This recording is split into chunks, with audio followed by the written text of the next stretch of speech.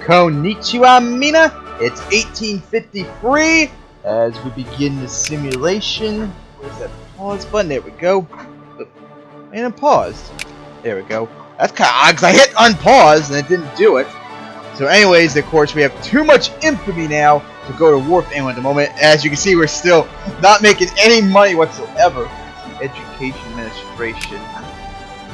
Well, of course, we're going to keep that high for right now, since I'm trying to get both education and administration high as possible. Because our literacy is going up like a point every slightly less than 2 months, which is awesome. Of course, they're still gaining a whole bunch of intellectuals, so we'll keep that on national focus for right now. And of course, in the last episode, last year we got Le Fang. Well, once was Le Fang, Lang Fang, or whatever it was pronounced. And of course, I'm trying to think of who would I take on next, but of course I got too much infamy at the moment to do that.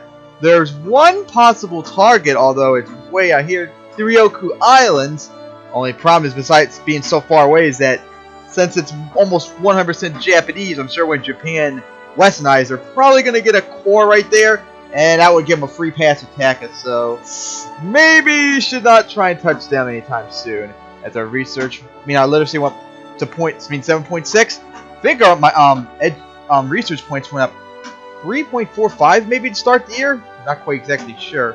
2.64% of the population is intellectuals now.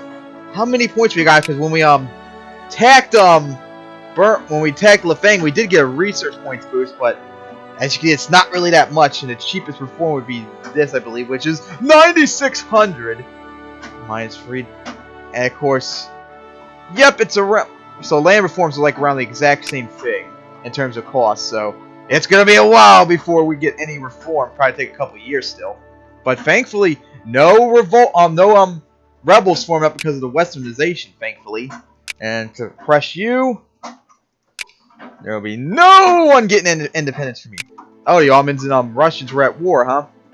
As you can see, still both Ottoman Empire split into 3 different pieces. Well, if you want to be honest, 5 different pieces. Their main territory, this down in Hali, Tripoli, and of course this little piece of Greece, and the rest of the Balkans. Why are you paused still? Let's see, how much? 58. Actually, it says it right here. How much for losing comparison? We're minus 20 pounds. 21 now, so between 19 to 21. And of course, since we're under British sphere, we no longer could do tariffs, so I decided why not just keep it negative, that way to encourage exports. As our literacy went up another point. Man, it sucks, got nothing really to do right at the moment, except check our territory and stuff. Just look around the map. Maybe I could look around the map, because I heard Mexico and US were at war. As you can see, as they are, I see the USCA collapsed. How about down here in South America? Doesn't seem to be much difference. And of course, Europe doesn't really seem to have changed much. Africa still remains the same, pretty much looks like. As we're back to our area. And of course, 3,500 points. Oh, we got another diplomatic point. So, okay, we're good with the British. Oh, yeah, it's another thing. Well, actually, not Siam. Oh, that's right. We were trying to fix, with, the Netherlands, since they're really pissed off at us recently. So is Russia, too. Gotta fix that, too. I see the British and French white peace, because they had a war of honor with each other. So I guess someone's trying to take down their prestige, and it's a white peace, so whoever was the aggressor is going to lose a whole bunch of prestige for not being able to successfully do it. Okay, don't got enough suppression points. 2.71 now. Good. Here we go again. Paused, even though I had no idea why you're paused. At least it's still going up a lot. And of course, I really would love to get those territories back from both Dynam and Burma. Although the Burma one's probably going to take forever, since remember, they're British sphere as well. So if I attack them, the British will ally with them. Plus, they're both allied still with Burma and Dynam. So you're talking about a 3-way fight against me. It would be ridiculous. And of course, okay, so the militancy does go down an extra point in this one. Keep forgetting about that. Alright, so the literacy now 7.8. Research points going up 3.58 points a day. Intellectuals now 2.73%. Oh, that's another thing too down here in Bali, although that 5 war score. Ah, crush being so Russia's been cut down to size. Oh wow, that's devastating for them. Oh my goodness, that's gonna be pretty bad.